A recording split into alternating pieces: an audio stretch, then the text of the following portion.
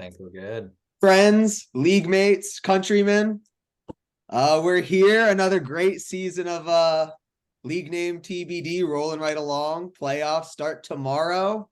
We got a pod for y'all. Jesse, Ryan, how you guys doing? Doing fantastic, Dan. How are you?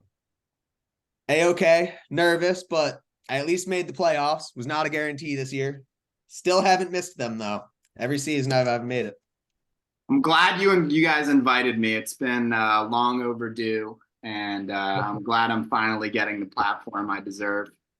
Yes, welcome. We're glad to have you on. There's been some friction, some hot topics between us. So glad to have you on. Yeah, I'm definitely excited. Either I'm terrible at editing videos or that must have taken you hours. So clearly you deserve the time here, putting the time in as a listener and as a hater of the show. You know, Yep. All right. Well, we can start with both Jesse and I have made some trades recently. Obviously, two of us are half of League Name TVD's playoff contenders this season. And so both of us made moves trying to push our chips in for that ring. Jesse, we can talk about yours first. It happened first. Just running through it for Zach. You gave him a first, a second, and Dontavian Wicks, both picks in 25. And you got back Kelsey, Adam Thielen, Marquise Brown, and Justin Shorter. Justin Shorter, go Bills. yeah.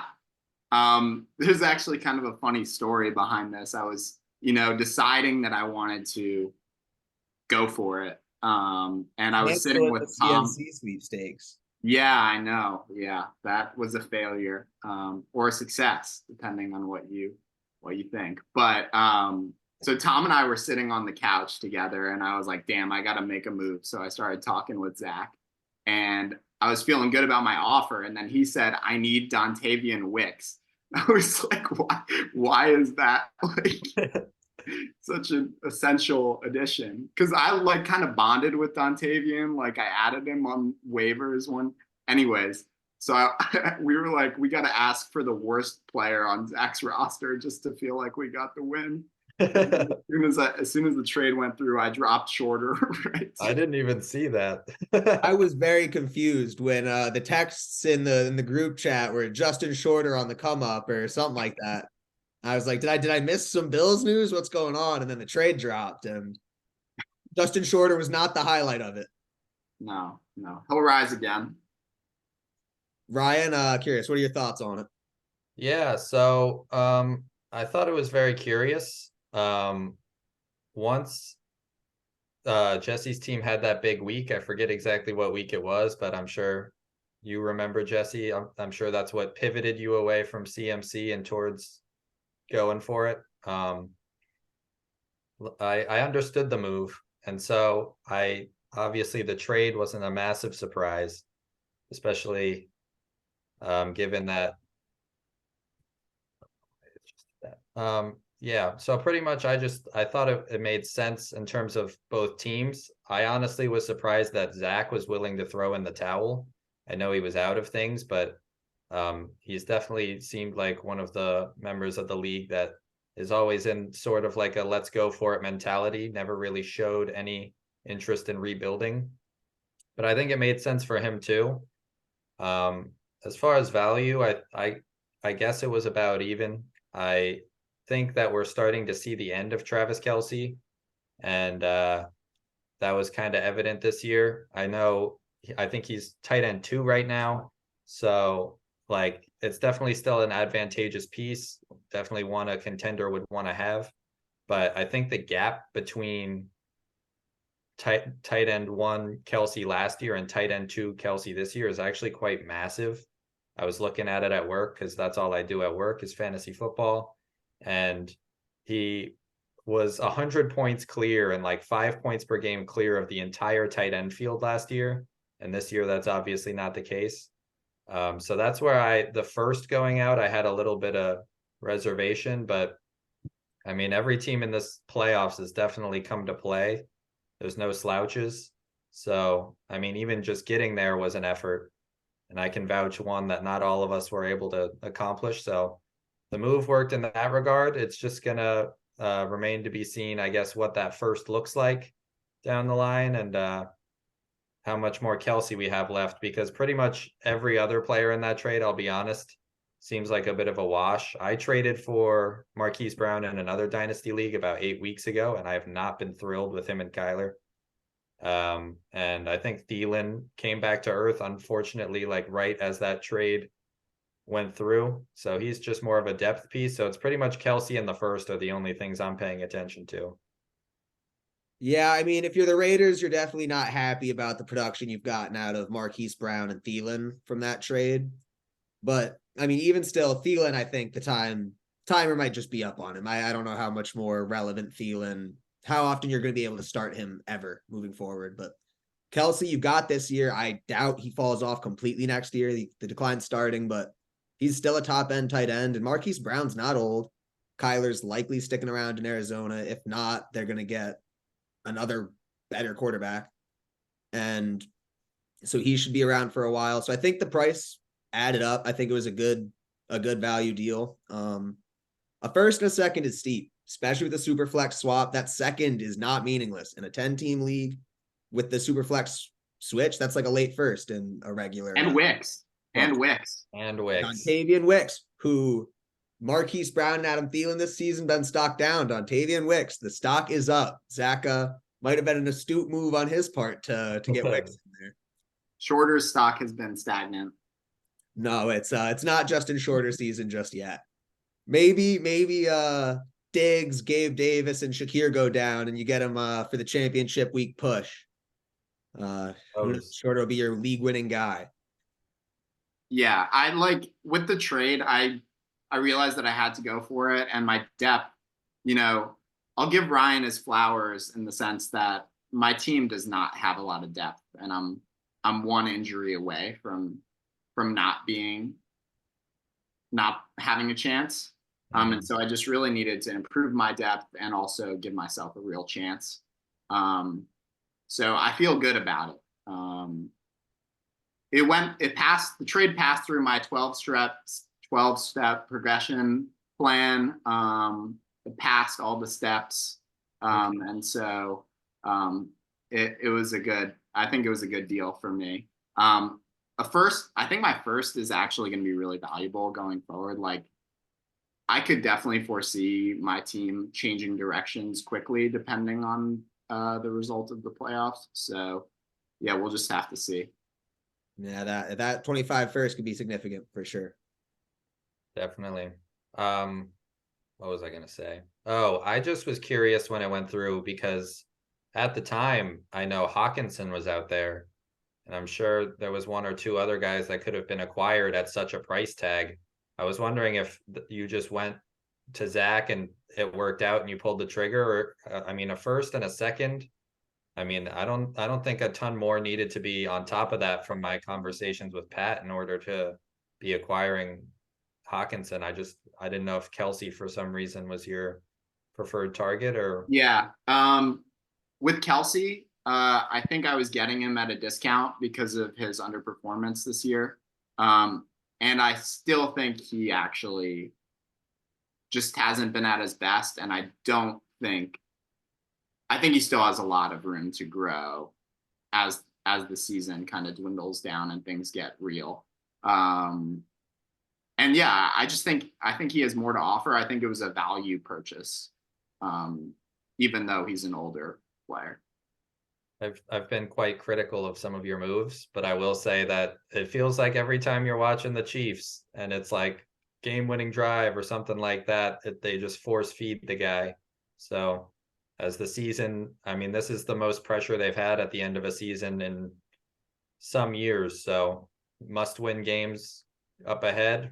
We'll see if it just becomes entire game plan Kelsey time. Yep. Ultimately, I definitely think it was a win-win trade. Like Jesse was saying, I think the time is now for him to put his chips in.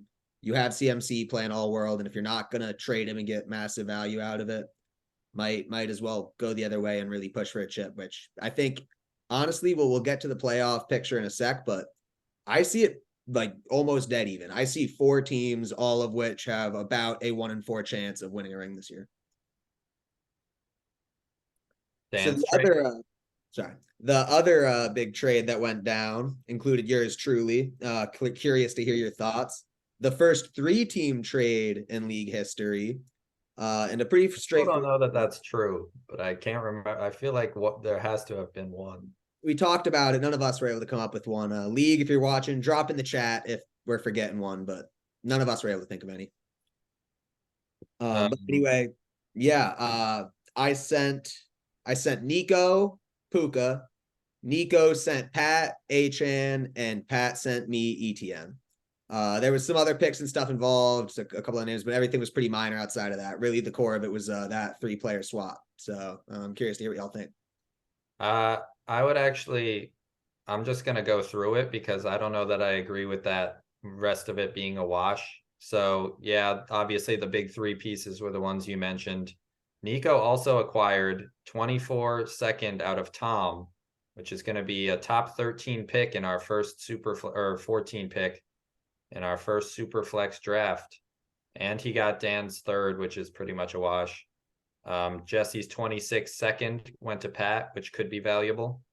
And then Dan just got a 25 4th. So Nico definitely acquired some, I would say, on top of Nakua. But yeah, my thoughts on the trade. I honestly was super surprised when it went through. Nico had been shopping Achan to me, but I couldn't really figure out what his beef was. I mean, I'm one to be a little injury concerned, and I think that might have been it for him too. But he also was telling me that he wanted to diversify, and he had him in just about every league. So, I mean, I guess that could have been part of it. Maybe both were. Puka's look good. I honestly am not in love with him as a piece. Probably, I would say definitely my least favorite piece out of the 3. But like I said, he got that draft compensation on top of it, so I'm okay with the move, especially if he wasn't really wanting to build around Achan. As far as value, it felt pretty even to me. And Dan trading a guy that obviously has the longest potential in Puka for the guy that I would want most going into the playoffs as an RB needy team. I think that made a ton of sense. Pat and Nico just, acquiring some really young dudes, some picks, all made sense to me. I thought it was all pretty even. I think it's the trade still doesn't make sense to me because it was too complex for me to understand. So aside from that fact, I think, Dan, you do get marginally better for this season, which makes sense. You want to be great, and you already are great. So, yeah, I'm more concerned about your team now. That said, I think Puka has the longest lifetime value of all of these players. If I had to pick a winner, I would say like Nico, because I think he got the longest lifetime value for a player and got some picks to restock. And honestly, Achan's awesome. I don't like owning running backs. And once I hit the reset button on my team, like I'm going to pretty much try and go like 0 RB and just get like scrappy veterans. Sure. I just think like the value drop off of young running backs comes so quick, and there could be someone drafted at any point that replaces. And same goes for ETN too. And he's kind of getting to the point where it sounds weird to say it, but he's almost like not a young running back, just given how long their careers last. No, I agree with you. And the thing about Achan is, I mean, even if you're speculating that old man Mostert's gone pretty soon, this is a guy that I would be terrified handling anything that resembles a bell cow workload, which I don't think they would give him, but that just gives him this kind of ceiling for me that, yeah, as like Pat and Nico are these up and coming teams. And like I said, I get why Nico wouldn't want him. I'm surprised that Pat's the one that ended up taking him, because they've just been building for so long. And honestly, they were on to me just a couple more high draft picks, which they have, and a few depth guys away from being just full on contenders. Maybe it like fits Pat's window more. Like Pat is like to the point where he's actually getting like pretty competitive. He rivaled me in points for. I think I ended on top by like 5 or something. I'll check, but So maybe like timeline wise, HN makes more sense for Pat than it does for Nico. Nico's going with more like the slow build strategy.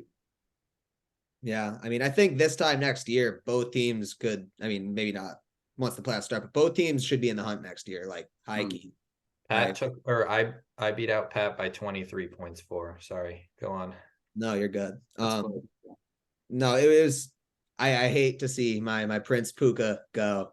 A real bummer. I stole him. I got him basically for free, but I mean, like you guys said, ETN is I think a small step up as a contender this year. And also I'm a team with no running back depth. Like after Chubb got hurt, it's Eckler, it's Pollard, and there's no one else. So also I had in my mind, like if a disaster happens and one of them missed this week or misses next week, I'm looking at putting Zeke back in, and no thank you for that one. So I wanted a third strong running back I could believe in, plus an upgrade for this year. He has one more year of his rookie deal left after this season, so I'm hopeful I'm getting another top 10 running back season out of him next year. And then past that, I think it's all kind of free money. My window is very much open right now, and I kind of fear it's closing a little bit. Kittle's aging. My running back room is Falling apart. falling apart is right, not what it looked like 12, 18 months ago. So I wanted the refresh with the young guy, and kind of like you said, I'm not sold on Puka. He's good. Like I think he'll be relevant for a while. He'll be a producer for a while. But I mean, right now his dynasty value is a top 12 dynasty wide receiver, and I'm not certain that. Um, So I was trying to I wouldn't have capitalize him there. Yeah. for a player I got for free. Basically, I was just trying to capitalize on that while I could and get a running back who I believe is going to help me push for a chip this year and next. And I've been saying this for at least a year, probably 2 at this point, and it still has yet to come true, but that just makes it feel all the more looming, is that this Rams blow up, I think, is going to be epic. And I mean, these McVays, Shanahans, McDaniels, a skill player of talent on their team will be doing something at all times, and Puka's there for another 3 years. But I mean, who knows what this team looks like by the time that Nico's competitive. I wouldn't be surprised if he flips him, but it was a little strange to see him acquire him. One of the things that definitely concerned me with Puka was how much of his value is tied to Stafford. Because I mean, how much more of Stafford do we got? It cannot be much. And so, like I said, I was trying to just capitalize where I could and move forward with Etienne. He's my guy now. Speaking of putting our chips in, playoffs start tomorrow night. Playoffs. We have myself versus Brennan in the 1 versus 4 seed, and Jesse versus Pat in the or Jesse versus Rob in the 2-3. Ryan, your thoughts on the matchups? Yeah, so my thoughts first of all are, why are we so scared of a wild card? And I would love the idea going forward of, instead of having very late playoffs, maybe something along the lines of a 5-team playoff with 1 bye. That doesn't work actually. But yeah, I would have loved to see me and Tom eke in there, even though Tom was the 7 seed. He's the one that gave me the idea. So Tom and I should have squeaked in. And I beat the number 1 team in the biggest blowout of the week, so saith the weekly report. It's just a shame that not all the best teams made it. But alas, looking at the bracket, Dan, you said that every team had a 25% chance to take it all in your eyes. I don't know that that's necessarily true for me. Our frisky king, Robert, I would have to say that he is my least favorite at the moment, and I think Jesse's going to take him this round. Like I said, I'm not thrilled about Kelsey. I think that there's might be a little bit of weight behind the name, more so than weight behind the performance this season. But there's no doubt that it definitely is an advantage over Njoku. And then if Pittman's playing this week, remains to be seen. Diggs has taken a hit in the last couple weeks. And even I think Mike Evans has he had one bad week. I don't know. There's definitely gaps, and Taylor's coming off another injury. So we'll see. I think he's very beatable, and I would honestly be willing to bet that Jesse does take it because, like I was saying, Rob's trending down. Guys like Debo, as much as it pains me to watch, going off, best couple weeks of his career. Obviously, Christian McCaffrey. Dak just had a down week, but he's been on a tear as well. Isaiah Likely even has filled in just fine for Andrews. James Conner doing his thing as normal. It would be a team I'm afraid to face, and I think if Rob isn't, he should be. And then as for the other part of the first round, really anybody's game. Dan has some of the blue chip names of dynasty football, but Pollard and Eckler definitely question marks, whereas I like Mixon a lot. And then I don't know. The rest of the team's okay. I feel like you both are very top heavy, and then you have solid guys to round it out. Ridley could do anything. Henry could do anything, but him and Jones are down. Even if he gets Keenan back, it's with Easton Stick. So I have my money on Dan, but honestly, I think this might be the year for Mir. The door is wide open. Like I said, I'll talk about me and Brennan real quick first, and then I'll let Jesse talk about his matchup with Rob. I'm serious, man. I think like pretty much both matchups are 50-50. I think going into the finals, it's likely to be similar to 50-50 type range.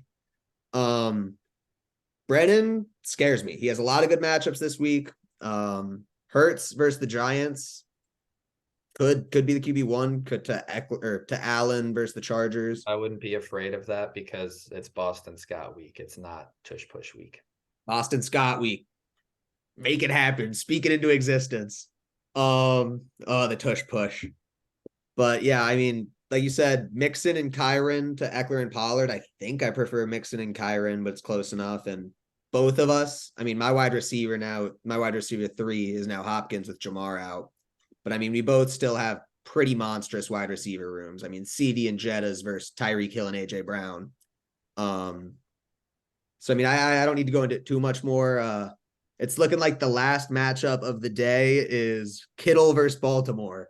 So I really hope I don't have to watch that game needing points from Kittle, because I'm not hopeful about it. And Roquan and Patrick Queen will lock his ass down. I don't need Kyle a sour. Hamilton doesn't. George Kittle won me a ring last year, and I don't need that sour taste in my mouth of a loss on his hands this year. Jesse, how are you feeling against Rob? Yeah. I just want to take a moment, if you will, and talk about, there were a lot of people in this league that didn't believe in me. And I'm not going to name names, but Ryan didn't believe in me. And I just think it's rich. I think it's rich that he's trying to put this reverse hex on my team right now. And I know I can see fucking through it. I can see through the bullshit. And he is preying on my downfall harder than anybody else. And, maybe I shouldn't be here. Maybe I shouldn't be here. But do you believe in miracles? I do. And, Rob, lots of points for. But I have been the hottest team in the league recently. And that's not, I wouldn't quote me on that statistically, but just like feel wise, like very hot. I agree. And I think my players are all kind of, Dak did have a down week. And I expect him to bounce back. It's a tough matchup against Miami. I think that's going to be a shootout, and I think that's going to be a positive game script. I feel really good, and I went for it. And we've got a deeper team than we did before, and also like some of my bench pieces are coming together too. And I just think that it's going to be harder than ever for me to pick because my team was so thin that I just had to pick by default. It was either Curtis Samuel or DJ Chark. And so like it wasn't that tough. And I don't know. I feel good. I feel like I can withstand a couple injuries. And Rob doesn't scare me. The only team in the league that scares me is you, Dan. You scare me because I think there are players. You have more players on your team than anyone that can score 40 points in a given day, and that scares me. Absolutely. Because all it takes is that to ruin your week. That's what I'm hoping. The boat race put up 180 type of performance. If I can get two of those, a 160 and a 180, I'm feeling pretty good. Yeah, that would probably be enough. I mean, it's plain and simple. Everyone else's team in this playoff besides Jesse, as much maybe I'm trying to put a hex on it, but everyone else's team feels like it's getting worse. Eckler doing what he's doing, Jetta's losing Kirk, Chase going down, Brennan has Keenan losing. Like I just went through it, but all three of you lost a receiver last week. Rob may be getting Pittman back. Meanwhile, Jesse's making this trade to get better while also having Debo and CMC moving at an all-time clip. It's just like 3 down, 1 up. I would also share your sentiment that Dan would be the team I fear most.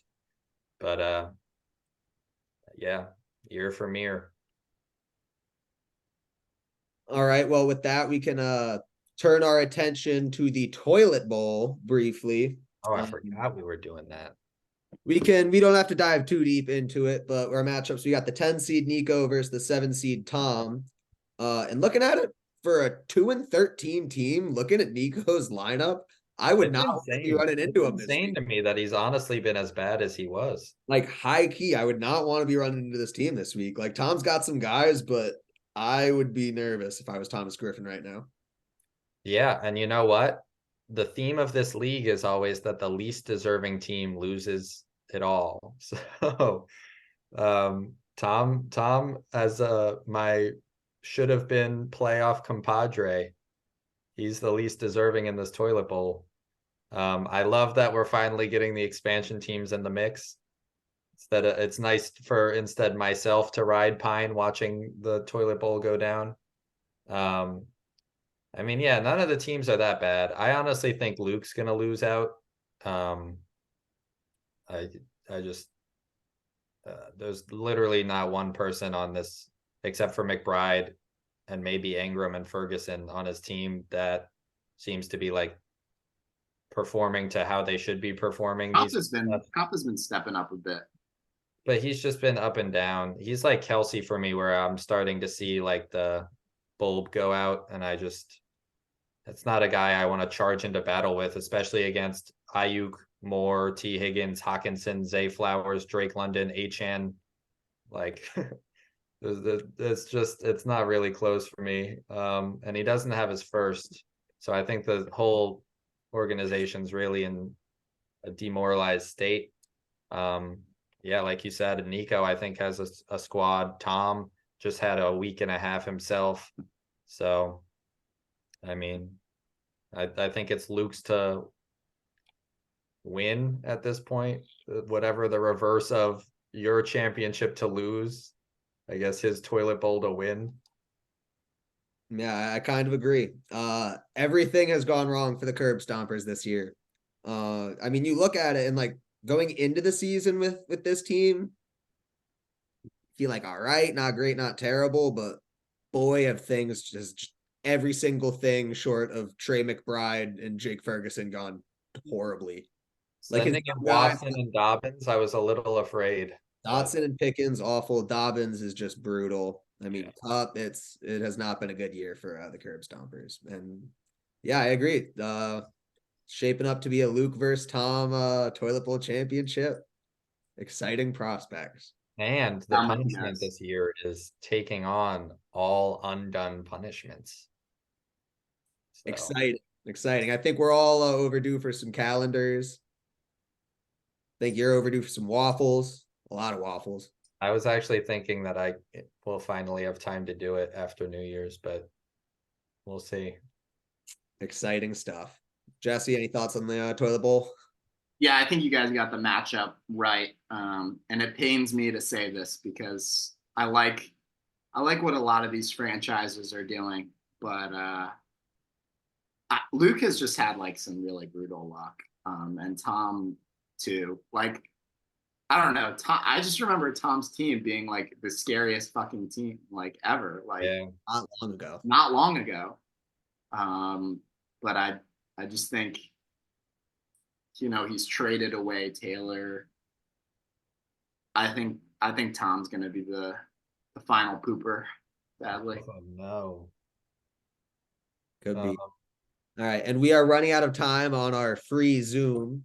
yeah, I So was let's noticing move right along. We got to do it a little bit, but Ryan, you had some questions, wanted to grill our guest a little bit. I'm all ears. How take the floor.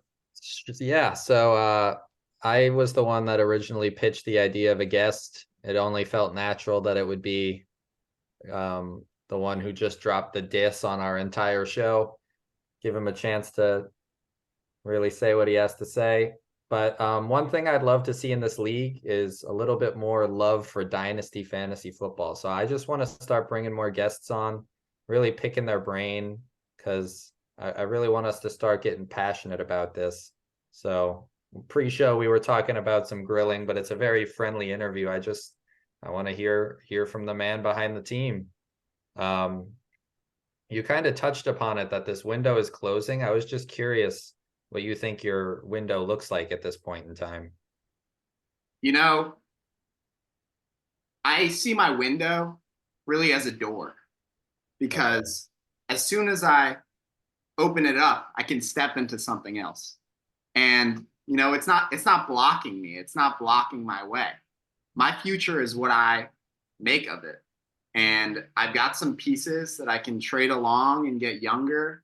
I can roll with it. I mean, my team, maybe I just roll with the punches. And that strategic ambiguity, reminiscent of U.S. foreign policy, is really something that I'm rolling with. So you think that there's definitely the possibility for you to move just a few guys and have enough pieces around them that are going to keep chugging? It's a great question. Okay. One might say that it's just as hard to walk through a closed door as it is through a closed window. All right. And then Yes. I'm on the top floor too. The view alone would leave you breathless. So sure, of course. maybe I was going through the history of our league, and obviously you've had some major blockbuster trades. That's how you vaulted yourself into this somewhat aging, somewhat top heavy lineup. Really sold the farm. Although I just wanted to, because I saw this earlier, the original trade that set up this team of yours was you acquired CMC, Debo, Cam Akers, Darius Slayton, and the pick that became D. Eskridge for Gurley, Woods, Juju, Kareem Hunt, Hayden Hurst, David Montgomery, and the pick that became Devontae Smith.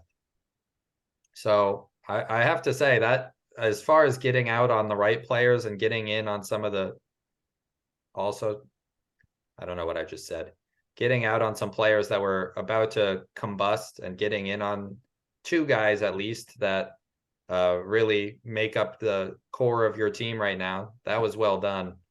But I was noticing that, and correct me if I'm wrong, you haven't taken your own first round pick since 2020.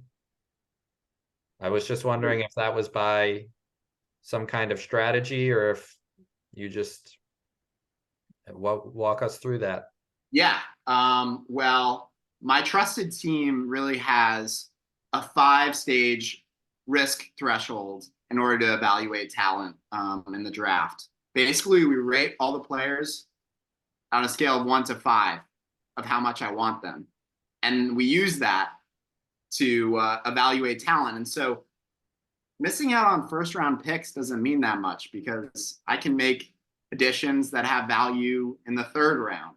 a lot of people don't think about. I'm flying out to Jacksonville just in a few hours to scout some Couple talent. camps. Yeah. And so, I really keep a focus on picking late in the draft, scouring waivers for diamonds in the rough, and I've found a few that help me to make deals to make things happen. And I'm really excited for what's next.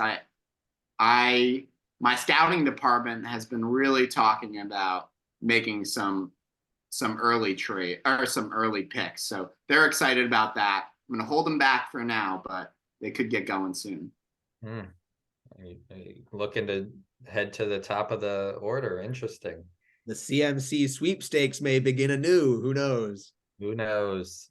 I think we Yeah, get some Kareem Hunt love today. it would certainly be interesting to see. I mean, what we're lined up currently to see, which is no first rounder 2021 to 2025. 26 is currently your first of the new decade. We're running real low on time, but my last question was, just me personally, I would place your current window at this year alone, and maybe next year, because I've been wrong about you clearly before. If you don't get a ring in that window, is all of this pushing the chips in a failure? Life is worth living, man. And I gave it all I could do. And right now I just sit back and manage the best team I can manage. And I'm proud of where I've come, and I'm proud of where I'm going. I love Okay. that. I think that's the right attitude. That's the right way to play fantasy football. And I think that's the sentiment we'll end it on today. So thank you, gentlemen. Great episode of the pod. And I think we'll stop recording here and get it out to the league. Yeah, thanks for having me. Absolutely. Looking for future guests. Hope you guys want to be on, talk about your teams, talk about the league. All right.